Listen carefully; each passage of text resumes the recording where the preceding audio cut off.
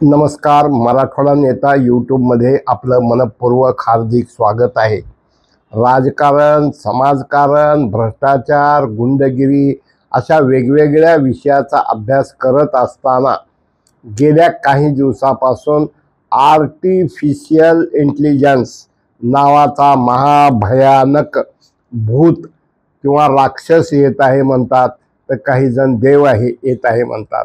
म्हणून मित्रहो, आपण जर आज गुगल असेल, फेसबुक असेल, इंटरनेट असेल, यानंच आपण परेशान झालेले आहोत. आम्हाला आठवतं शिवराजजी पाटील चाकूरकर जेव्हा गावागावात सभेत सांगत होते की आपल्याला शैक्षणिक टी व्हीमुळं फायदा होणार आहे, माहिती घरबसल्या मिळणार आहे, पावसाचा अंदाज मिळणार आहे, असं वेगवेगळं सांगत असताना मित्रहो, की तुम्ही म्हणाल तुम्ही आर्टिफिशियल इंटेलिजन्समध्ये कशाला लक्ष घालता. मला असं वाटतंय जे जे आपणाशी ठावे ते ते इतराशी सांगावे, शहाणे करुणी सकळ जन. आणि म्हणून कृत्रिम बुद्धिमत्ता म्हणजे काय, तर आर्टिफिशियल इंटेलिजन्सचा विचार करत असताना माणूस काय करतो काय नाही आणि याचं एवन कसे काम करते, तर त्याला डेटा लागतो, त्याला अल्गोरिदम लागते, त्याला मशीनची माहिती लागते.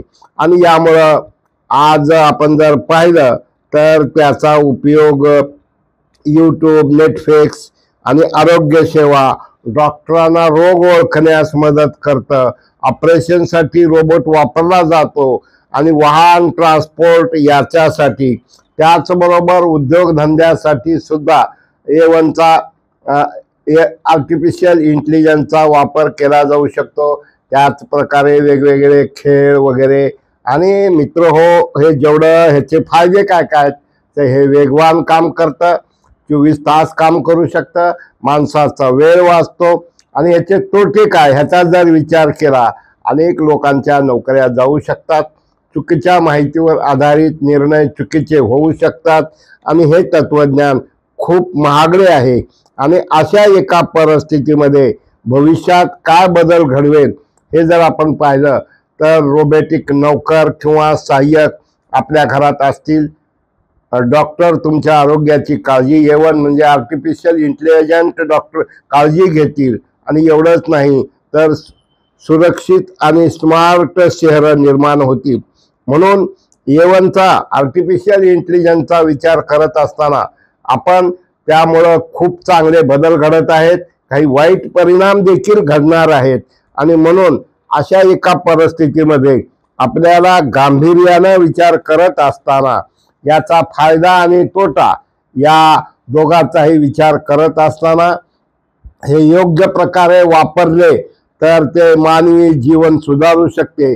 मात्र त्याचा योग्य वापर नियंत्रण नाही केलं तर ते धोकादायक ठरू शकते. म्हणून जबाबदारीनं वापर करणं गरजेचं आहे. मित्रहो, आपण आगीचा वापर हा राख करण्यासाठी करू शकतो, आगीचा वापर हा बॉयलर प्रदीपनासाठी करू शकतो. त्याच प्रकारे मोबाईलचा वापर आपण चांगलं ज्ञान मिळवण्यासाठी किंवा आपल्याला काय पाहिजे किंवा रोड मॅप आपल्याला मिळतो किंवा आपल्याला एखाद्या व्यक्तीची माहिती पाहिजे असेल तर गुगलवर टाकलं की ते आपल्याला मिळू शकते.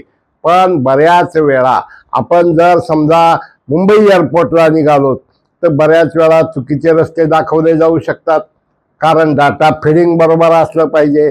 आणि शेवटी मग तुम्ही म्हणाल तुमचं काय मत आहे.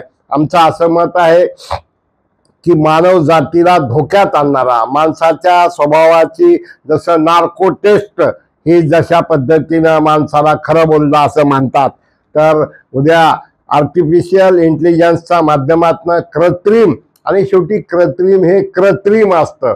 म्हणून या गोष्टीचा विचार करत असताना आपण आपल्या घरात, राष्ट्रात, समाजात, शिक्षणात, उद्योगात कितपत वापर करायचा, वाट लावून घ्यायची का वाट लावायची, म्हणजे दोन प्रकारे, एक वाट करायची म्हणजे या वाटेनं आपल्याला गेल्यावर सुरक्षित जाऊ शकतो. म्हणून यावर अनेक शास्त्रज्ञ, अनेक विचारवंत, अनेक यूट्यूबर हे वेगवेगळं बोलत आहेत.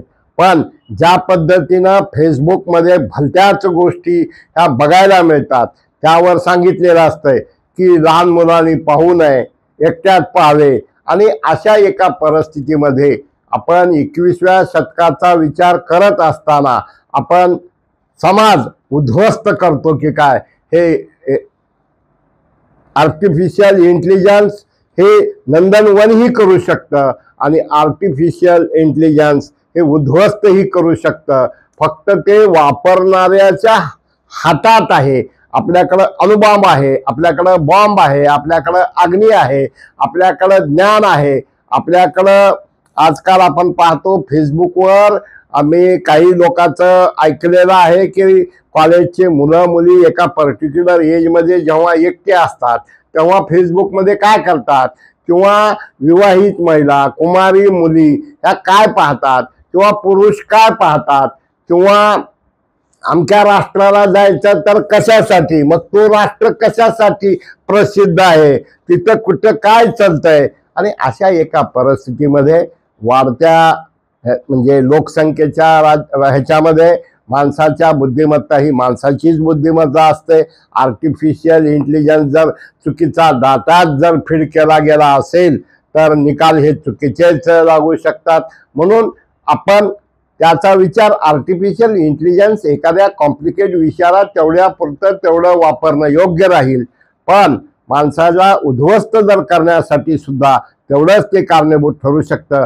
मित्र हो, आर्टिफिशियल इंटेलिजन्स हा खूप महत्त्वाचा विषय वाटला।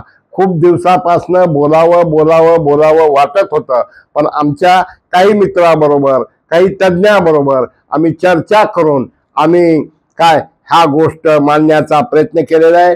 तुम्हीही विचार करा, चिंतन करा, मनन करा आणि आर्टिफिशियल इंटेलिजन्सवर काय वाटतंय तुम्हाला हे तुमच्या असलेल्या म्हणजे आमचा तुम्हाला ज्या व्हॉट्सअपवर मेसेज येतो त्याच्यावर मेसेज द्या। कारण आम्ही यूट्यूबवर टाकलं, फेसबुकवर टाकलं, कॉमेंट करा म्हटलं तर लोक काहीही कॉमेंट करतात। काही जण शुद्धीवर कॉमेंट करतात, तसं आर्टिफिशियल इंटेलिजन्स काही जण माल मारून कॉमेंट करतात। आणि अशा एका परिस्थितीमध्ये भारत देशाचा सर्वांनी गांभीर्यानं विचार करत असताना मानव जातीला विकृतीकडे घेऊन जाता कामा नये। आपण जर बघितलं जास्त कॉम्प्युटरचा वापर केला तर ते तार लावून बघणं आणि आपण जर मनोरुग्ण वाढण्याची सुद्धा संख्या वाढू शकते।